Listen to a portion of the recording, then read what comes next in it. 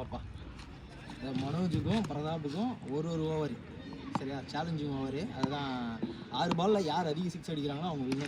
ஒருவேளை 2 பேருமே அடிக்கல அப்படின்னா ஒன் பவுன்ஸ் 4 யார் அடித்தாங்களோ அவங்க வின்னு மாதிரி அனௌன்ஸ் பண்ண போகிறோம். ஓகேவாப்பா? ஓகே. ஃபஸ்ட் நீ பவுலிங்கே போடுறியா? ஃபஸ்ட்டே பேசிட்டாங்க. இவர் பிரதாப் பவுலிங் போடுறாரு, மனோஜ் பேட்டிங்கு. ரொம்ப நாள் கழிச்சு கிரவுண்டுக்கு வந்துருக்கிறோம். இந்த பிச்சு ஒரு காமிச்சிடும். அப்படியே இந்த பிச்சு எப்படி இருக்குதோ அதே மாதிரி தான் கேமும் இருக்கும்னு நினைக்கிறேன். கண்ணா பின்னா இருக்குது பிச்சு. ஸோ 6 பால் ஸ்கூல் கிரவுண்டு. பவுலர் போட்டு கேட்ச் பிடிச்சா அவுட்டு. அதுக்கப்புறம் நீ வந்துடணும். ஃபஸ்ட்டு பாலு பவுலிங்கில் பிரதாப், ஸ்ட்ரைக்கில் போனோம். ஸோ ஃபஸ்ட்டு பாலே லெக்கட்ரா போட்டிருக்கான், extra bounce. First ball dot பால்,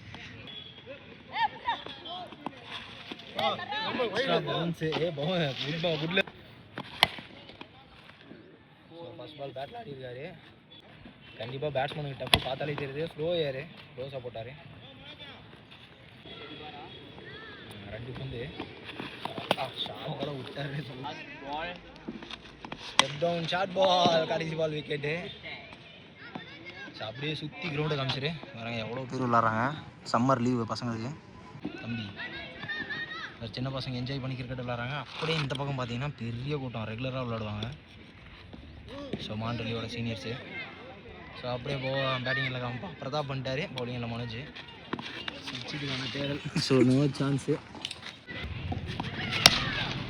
முடிஞ்சு விட்டது.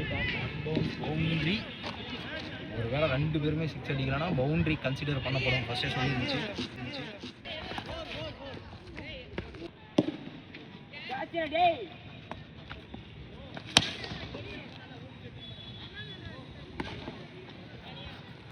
ரெண்டு பேருமே 6 அடியில் இப்போ வரையும். நோ பால், இன்னும் 2 பால் இருக்கு.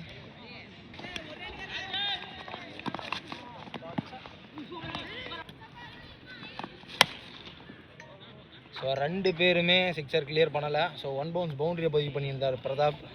ஸோ அந்த 1 பாயிண்ட் லீடுன்றதுனால பிரதாப்புக்கு வின்னு அறிவிக்கிறோம்.